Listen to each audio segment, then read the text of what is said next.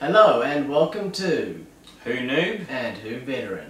I'm the Who Veteran, my real name's Eugene, and I am a Doctor Who veteran, surprisingly. and I am Russell and I'm a WhoNoob, and I only just came on board at the start of Series 8 with a new Doctor. Today we're going to be reviewing The Girl Who Died. The Girl Who Died. Written by Jamie Matheson, the same writer behind Mummy on the Orient Express and Flatline. Oh yeah. Two of the best from last series. Mm. And also Stephen Moffat. Oh, so he was involved in this. Yeah. So, Jamie Matheson, great writer. Stephen Moffat, a great writer a long time ago. You're not really a fan anymore, are you? Yeah, Deep Breath was good. Yeah. And, I think this episode is pretty good too. Yeah, I did like this. I liked it. I'll let you go first. What did you think of The Girl Who Died? I liked it. It took me a while to actually go, yes, I liked it, but I think it was just because I thought we might be doing this as a two-parter. But you're right in saying that we can. This story sort of ends. Though we might see what happens to Maisie Williams, this sort of section or this story with Odin has sort of come to an end. He might come back into it, but yeah, but I mean, even if next week's episode, you know, is rubbish. It was rubbish, or it's great, or you know, it has Odin back in it again. I still feel like it's going to be a separate story, just as Storm meets back, and it won't affect the quality of this one. So I feel like we can solely just judge this one like on its own merits as a single part. Yeah. Even though it ends with the words "to be continued," that's just hyping up the next episode, really. Yeah, yeah. Well, no, I did. I really liked this episode. Yeah. So it was good. Yeah, I really liked it too. It took me, like when I was watching it, it took me a while to kind of click into it because tonally it's very different from the previous story we just had, which was a dark, spooky ghost story. It was very serious and dramatic in bits. Whereas this was more of a this was some really light-hearted moments, eh? Yeah, it's a fun kind of a silly romp, action adventure. It's got Vikings in it, and Vikings are very popular thanks to the show. Macy. Thanks to the Vikings TV show. Maisie Williams from Game of Thrones. She's which, you watch Game of Thrones. Love Game of Thrones. Love Game of Thrones. Is Maisie Williams good in that? She's amazing in it. She's great. Amazing. Like, she's a Maisie Williams. Yeah. I don't know what. Okay. Anyway. That pun did not work. No, but I was interested to see what she'd be like as another character. And something else. And something else, And though it was sort of based around the same, well. Was it the same kind of role? Well, no, I wouldn't say it wasn't the same type of role. Isn't she more kind of stabby in Game of Thrones? She's gone a bit nuts in Game of Thrones. Like, not nuts, but, But like... This is a Doctor Who video, Russell. Yeah. Not Game of Thrones. Yeah. The characters were completely different, but I guess the setting, it was kind of funny seeing her as a different character in a more or less same kind of setting. Yeah, yeah. It's like, it does almost feel like a bit like wink, wink, nod, nod. Yeah, We've got Maisie Williams in an episode about Vikings. Yeah, yeah. Wink, wink, nod, nod. Game of Thrones. And she was really good. She was really good in this. Which was cool. Yeah, I really liked her too. I think this is the first time I've really seen her in anything because I don't watch Game of Thrones. And she was really good, and I really liked her character too. Like I was expecting her character to be sort of a typical flirty, witty, sort of Stephen Moffat kind of character, but she wasn't. She felt very different. She felt like a normal girl around the same age as me, and who's a Viking. She felt like someone from that time period. She felt like someone of that age. And yeah, that was good. Although judging by the next time trailer for next week though, she seems a lot more flirtatious and witty though. Which is odd because next week isn't written by Stephen Moffat at all. He's got nothing to do with it. Yeah, next week is written by Catherine Tregan. So So none of the writers are in from this one. Yeah, so this episode is written by Jamie Matheson and Steve Moffat. Next week's written by Catherine Tregan, which further supports my theory that these are just connected episodes and not a two-parter. Despite again ending on to be continued, but that's just trying to hype it up, you know. It's It's like she's back. Yeah, that's all it is. Yeah. It's like them going like, she's definitely back next week, guys. Yeah, tuna. Yeah. I quite liked the humour in this one too. Yeah. Like, there were some funny moments. I love the opening and how kind of just like, normally it annoys me when they like start halfway through an adventure like that, because I'm like, why don't you show us that adventure? But in this instance though, I actually really liked it because it teased you enough, but to kind of like let you imagine what happened, and I feel like you saw a good chunk of it, but yet also, you know, it didn't show you too much though, so we could just get into this story. You know, but I liked how the Doctor said that he's being chased by 4.5 spaceships, which is, how do you get chased by 4.5 spaceships? 4, okay, but why is there half of one? And also, what was in Kara's suit? Like, how did you get in the suit? How did you get in space? And we never saw that, which is like I think you said earlier that it was kind of cool. That I love not seeing what was in her suit and how the Doctor got it out and then squished it and we didn't actually see it, and just it leaves it to your imagination. It's like, just go crazy and just imagine what happened leading up to this episode. It's like, I like that. I like having something for us to go away and kind of think up on our own like that. I really like that. It's all well done. I like that line from the Doctor when the Vikings come in. He says, "We're not going with you," and then, you know, I've got technology from the future, and then the Vikings take it off and break it, and suddenly he turns to Clara and says, "Clara, we're going with the Vikings." Like just the time. And then it cuts to the intro, and the intro's in sync. The music's in sync with the intro again. That's 2 episodes in a row where the music's been in sync. They might even be in sync again next week. Who knows? They might keep it in sync forever now. We might be past the out of sync stuff. Or maybe we just got lucky and had 2 in a row and we'll be out of sync again next week. But hey, a boy/man/teenager can dream. I kind of felt the start felt rushed. Really, I loved it. I liked how it just started. And I loved how he got the sonic sunglasses snapped in half, because we haven't really talked about them, but they are kind of... They're obviously pretty flimsy. Yeah, it's like, why downgrade like that? You got the sonic screwdriver, which is so solid and effective, and now you got flimsy sunglasses, which break at the slightest bit of pressure. It's not as practical. We want quick and easy, not, you know. We want to use our brains as little as possible in this day and age, you know.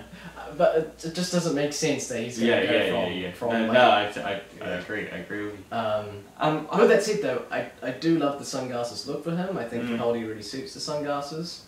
We've never had a Doctor that wears sunglasses before, except for that one episode where David Tennant wore them, but that was just one episode, so.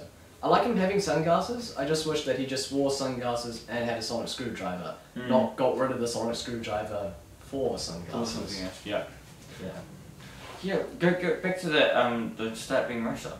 Like, I mean, don't get me wrong. I like the way it jumps into the middle of a story and goes from there, but something just felt like it was rushing to set up the rest of the movie. Do you know what I mean? Episode. Well, episode. We all wish they were to do a Doctor Who movie, yeah. but the practicality of the scheduling of that means it's very unlikely to happen any day soon. Yeah.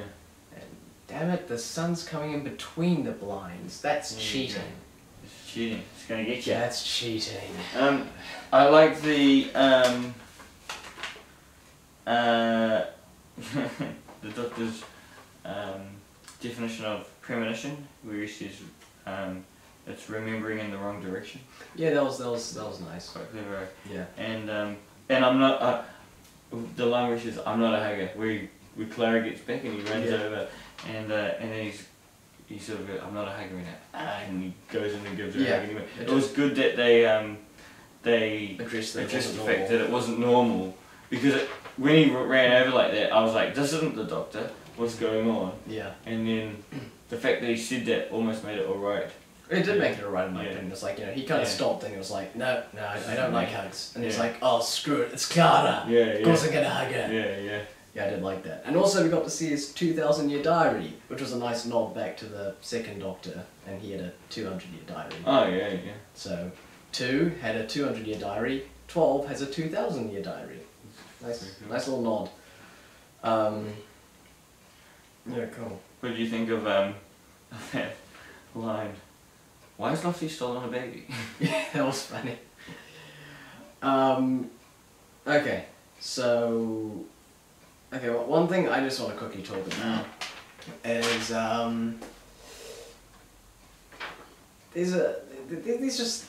these aren't really proper issues of the story, but these are just like little things that, little nitpicks that I just have. Yeah. One of my little nitpicks is that the Vikings have horns on their helmets, which isn't historically accurate.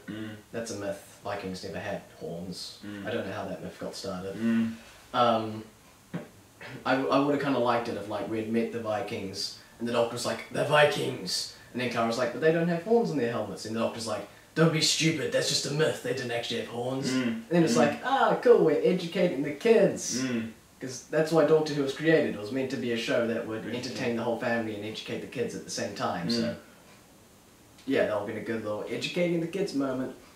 And also another bit is that there's a scene, the scene where the Doctor's talking to Maisie Williams' character, you know, about how she makes up stories when they're all away raiding places. Yeah. You know, when the Doctor's talking to her, he picks up a book off the table and starts just flicking through it while he's talking to her. That doesn't make sense because it's like 400 or 500 years too early for there to be books. It's like, it's just a little thing. It doesn't really affect the quality of the episode because it doesn't tie into the plot and there's no real tension drawn to it. It's just window dressing really, but still it's window dressing that doesn't quite make sense. But one thing which I did like was the electric eels. Yeah, that was because electric eels, I'm not too sure where electric eels come from. Definitely not around the UK. I'm not too sure where. I think it's somewhere close to Africa, I think, is where electric eels are usually found. And Vikings, I think Vikings mostly hang around sort of Europe, I think. But I do think there is a theory, though, that they might have gone further than we suspect, and that they might have gone to places like Africa and North America and places like that at some point. And so having the electric eels there is a nice nod to that theory that some people have, that Vikings actually got around the world a lot more than we actually know for sure they did. Yeah. And also I just like the eels because it was a good you know, it was a good way of resolving the story about you know, the Doctor just fixing it with the Sonic or something like that. Yeah. No Sonic, no TARDIS, you had to think up of something out of the ordinary, and it was cool how they built it up too, like, you'll always find something last minute, and then when he clicked, you know, the way he clicked. It was like there was a build up to it. Earlier on the baby mentioned fire in the water, and then later on the Doctor figured out what that meant. It was like, it didn't just come out of nowhere. There was build up to it, which is good. I like it when they do that with resolutions. Baby was smarter than just the Doctor. Yeah, and I quite like the scenes where the Doctor was translating the baby. It doesn't quite... At first I was like, is this actually happening right now? Yeah, me too. At first I was like, this is silly. I mean, the Doctor has spoken baby before, but I've always just kind of I've always kind of just thought of it as the Doctor mucking around a bit, really. And more just like, because he used to be a parent a long time ago, he can just tell what a baby needs. Because he used to be a parent. We've never met his child. He was a parent before the show even started. Oh, right. No, way What was meant to back. have happened? We don't know. That's why the show's called Doctor Who. Ah. It's a mystery. So you don't know if his child's dead or... They're probably dead. Time War. Yeah. Yeah, probably. It's life. Yeah, especially the Doctors. Yeah. Yeah, but yeah, always in the past, when he's translated baby, I thought he's like, okay, this is the general meaning, but I'm going to make it way more specific than it actually is, just for fun. But here though, it really was like, this is exactly what the baby's saying. Again, maybe he is just taking the general meaning and then just turning into more specific words in order to make everyone understand better. I don't know. I think it did kind of work though in the context of the story. Yeah. Even though on paper, on paper it sounds like a dumb idea, the doctor getting motivated by talking to a baby. But then in actual execution it worked. Yeah, because at first when he started talking I was like, ugh, but then I warmed to it and I was like, yeah, it kind of... It works. Yeah. I want to ask, do you think Game of Thrones girl is going to end up being someone else who has been on Doctor Who before? Like, I don't think so. I think they're just building her up to be a big new character. Yeah. Who might go on to reoccur in future stories. Yeah. I think that's more what they're wanting to do rather than make her an old character. I think she's just going to be a new character that will play some kind of big role down the line. Although one question which I have, which is a question that I have for you, is a question. I have a question if you have a question for me, and that is the scene where they explain why the 12th Doctor looks the way he does. Oh yeah, that's where he looks in the water. Yeah. And then he's like, I can save her. Did you get lost there? Yeah, that was weird. They then flash back to David Tennant and another episode there. And it looked like Capaldi was in the scene, like had been in an earlier scene with... Episode, you mean? Yeah, sorry, an early episode with David Tennant, because it showed David Tennant reaching out and like, then it showed Capaldi was in it. What? Well, because... Am I missing something? Yes. Well, way back in the time of 2008. Cast your mind back. Yep, I would have been 8. I would have been 18. Oh, yeah. Wow. Exact 10-year age gap. Yeah. So yeah, back in 2008, Peter Capaldi was in Doctor Who. He played a father and a husband. You know, he was a family guy back in a little town you might have heard of called Pompeii. Oh yeah. I think you know what happened in that episode. The Doctor goes to Pompeii. It's Volcano Day. Yeah. Turns out, of course, that the Doctor's the one that made the volcano go off. Right. Because he had to, because it was either Pompeii or the world. Yeah. Big drama. And then, in that flashback... Game of Thrones guy in it? What? Game of Thrones? Yeah, Game of Thrones. The guy from Game of Thrones is also in the film Pompeii. Oh. Anyway, so... The fires at Pompeii, which is what we're talking about. Yeah.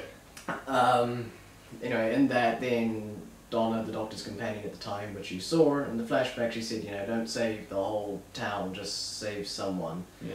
And so then this family that the Doctor and Donna had been with for a while in the episode, the Doctor then decides to go, okay, I'll just save them. Yeah. And so, yeah, because then he's not breaking the laws of time. Pompeii's still happening. It has to happen, but also he can save at least someone. Yeah. And so that's why the Doctor subconsciously chose this face last time he regenerated. It was him reminding himself that to always look out for the little people, I guess. So, and did he? Oh, right. Because he was like, I remember this person from the past who I saved. So it was that person that he saved looks like the face that he's got now. Yeah, that's right. Peter Capaldi. So was it actually Peter Capaldi in the episode? Yeah, that was Peter Capaldi played a role in that episode, and then they recast him as the Doctor many years later. And then they're like, okay, we should maybe explain how he's playing two separate roles. That's cool. That's very cool. Yeah. Were you a fan of Peter Capaldi back then? Did you know it was? Well, I always did like that character from that episode, but I wasn't really, you know, I didn't really know who Peter Capaldi was or anything, you know. And if you had told me way back then, one day he's going to be the Doctor, I'd have been like, really? Yeah. Okay. Did you recognise like the scene that it showed in the episode? In the episode. Yes, I recognise that scene. Yeah. And it was great seeing David Tennant back in a flashback. It's a flashback, but David Tennant, David Tennant, David Tennant! I haven't seen any of David Tennant. I need to see. Let's have a look. Watch Midnight. Yeah. If you want to watch a David Tennant episode, watch Midnight. It's awesome, and you don't need any other knowledge to watch the episode. It's just totally standalone, and it's awesome. So awesome. Yeah. And so dark. Yeah. Well, I like it's that. Really dark. That's good. Yeah, you'll leave that episode feeling pretty depressed, I think. Yeah. Well, I'm normally too happy, so that might level me out. And speaking of depressing endings, I love the ending to this episode. How at first the Doctor's like, "I'm gonna save her," and then he's like, "Maybe I made a mistake." Yeah. It was a rush of emotion. Because now he's made her immortal. This is no longer a ripple. This is a tidal wave in time he's created. Yeah. And also, and possibly, I mean, he's made her immortal. So in a way, hasn't he made things worse for her? Well, yeah, that's the thing. I wouldn't want to be around forever. You know? Because he even mentioned earlier, how. Well, that's why he gave. That's why he gave it to her was because he sort of contradicted me. He sort of says, "I'm sick of watching people die around me, so I'm going to make her watch people die around me." But that's why he gave her two, so then she could give one to someone else, someone special that he meets later on in life. But you'll get, nothing lasts. You'll get sick of them. Come on, stop being so pessimistic. I'm joking. Cool ending. I'm looking forward to seeing where they go with that, and I like how. One, I felt genuinely kind of sad and tense when she died because last week we had people actually died and they stayed dead, which meant that there was actually a sense of threat and tension in this week's episode because last week people actually died, which is why you should have people die and not come back to life all the time. And I like Casey Williams. Yeah, but then when they even did bring her back to life, I liked it that it was then actually not really a good thing. It turned out that actually this was. He sort of regretted it. Which was interesting. It was good. There's going to be consequence for it, which is good. Which we'll probably find out next week. Yeah, and then that final shot as well. That was great. Where it's like she's smiling and all that, and then you see the days go past, and the camera turns around, and more days go past, and she's no longer smiling, and comes back around. She doesn't look too happy, does she? Yeah, I mean, that's sort of good visual representation of like as the days go past, and because she's immortal now, she kind of just hardens. Well, at first she looks sad when the camera comes back round to her, and then as it zooms into her, that sadness just becomes blank. Yeah, really. And it's like within like 10 seconds there, they conveyed like the whole kind of arc of being immortal. You start off happy, I'm gonna live forever, and then sad, everyone's dying around me, and then I'm just stuck with this one person. and then just numb. It's like I've become numb to the world now. Just nothing. Yeah. It's like, that's a great final shot. So why does he get shipped off? Is she still gonna, like, if, you lose a body part, he get, just... well, I guess it might grow back, I don't know. These are all questions for next week to answer. Catherine Tregan. Better deliver. Yeah, you better deliver. I'll find you. Right. Yeah. And also the scene where the Doctor's all like, I can do anything, but there are rules that prohibit me from doing anything. That felt very Waters of Mars-ish.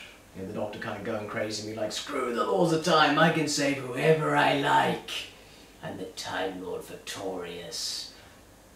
You have no idea what I'm mentioning? Okay, that's... Time Lord Victorious, that's 10th Doctor might have gone a little bit cuckoo towards the end. What one was the 10th Doctor? David Tennant. Oh, David Tennant, right. Yeah, he perhaps just got a bit... He perhaps lost his grip a bit towards the end. Yeah. Overall, good episode. I don't feel we've really talked about it much, but there was... Also, I've got a question. What did you think of the bad guys? I like the design, especially how they looked underneath the helmets with like the creepy teeth faces. They kind of reminded me of like real versions of the, like the phone Android. Yeah. like the little symbol, the little green. Yeah, the android's like yeah, real Remind me androids of like that. that. Yeah. Guns. Yeah, and I also kind of like the how he was cutting him to get testosterone, because that's I guess that's why Kara and Maisie lived, because they're girls, they don't have testosterone. And also, like you mentioned to me earlier, it's sort of it's perhaps a representation of the whole fact that there's a big what word did I use before? Steroids. Yeah, with steroids, but like there's a, even with working out, there's a big culture around that now, and a lot of people are anti-steroids. Yeah, a lot of people are anti-steroids, but then a lot of people are also using steroids, you know, and so using that, you know, testosterone is the thing that he takes, you know, was. I don't know. It may have been nothing to do with it, but it may have sort of, you know. Well, I don't know. Considering it's written by Jamie Matheson and he did Flatline, which that had a lot of very subtle like themes in it like that, and brought up issues like that. I wouldn't be surprised if that was meant to represent that. Yeah. But yeah. And then the final thing I want to bring up is the hybrid. To mention the hybrid again on the opening two-parter. Yeah. It's like, is this the series arc? Are we building to something here in the series final? You know, was there some great prophecy about the Doctor creating a hybrid? Yeah. It's like, ooh, where's this going? Do you think that'll be, well, I guess more of it might be revealed next week, but do you think that is the way it's going? Or? Yeah, I think this is gonna be. I think this is very much the sort of the story arc of the series. Yeah. And that, you know, at the end of the series there will be some great hybrid creature. Whether or not that's Maisie Williams' character, whether or not it's the Daleks merging with the Time Lords, whether or not it's some other combination that we get to see. You know, we'll see, but I'm looking forward to seeing what they do with that. Yeah. Hopefully it'll be good. Yeah. What's your score? My score, out of 10, what would I give it?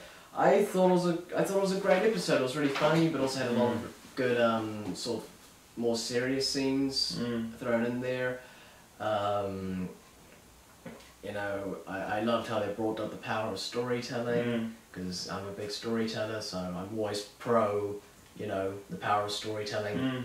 You know, I just thought this episode brought up a lot of really good themes, and I thought it was really funny and a good change of pace from last week to keep things fresh. Yeah, I thought this was a really great episode, so I'm gonna give it an 8 out of 10. 8 out of 10. Right. Pressure. Okay. My turn. My last one that I was 8.5, wasn't it? Yeah. Yes, well, I think... I'm gonna go put the kettle on while you think Yeah.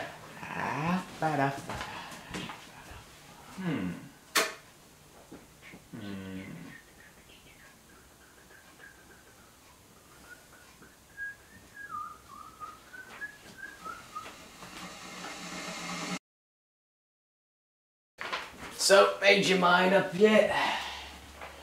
Yeah, You do know it's been a day, right? yeah, I know. You should really be at work now. I know. They'll understand me and my decisions. I think I'm gonna give it, well, this is the way I see it. I don't think it was any better than last week. I don't think it was any worse either, but it was still different. Do you know what I mean? It was different. Just as good but different. Just as good but different, so... So I'm gonna give it an 8.5 again. Okay. Another 8.5. So you're higher than me this week. I am. That's strange. I would have sworn that I would have ended up giving this one the highest score. Damn it, I was looking forward to that. Yeah, no, yeah, you know, so sometimes with this voting, you know, this number thing, I'm not too sure if I'm in the right ballpark, but I think so, like... So it was a great episode. Yeah. Ordering fantastic. Yeah. Okay. Yeah, and it had Maisie Williams in it. Yeah. I'm gonna be biased with her in it. Yeah. Anyway. So it's probably like a 4 really, but I'm like, Maisie Williams, you know. Again, I mean, you know, I love Jamie Matheson's last 2 scripts, and there's a flashback to David Tennant, so I'm biased too with this episode, so... So we can be biased together. Yeah. I'm getting used to this now. What, me hugging you? Yeah, you putting it. Yeah, it's not weird anymore. It's just, you know, Just accept it. and just accept it. Does that weird you out now? It does actually. See you next week for The Woman Who Lived. The Woman Who Lived. We'll see you then. You killed them, Russell! Yeah. You shot them dead! They're not immortal like Maisie is. What's he saying? In command? Stay classy. Wait, stay classy. What's he say? Stay classy. What are you talking about? In command. Anchorman. I've never seen Anchorman. Ah, okay. It's good. We should I should probably stop recording now.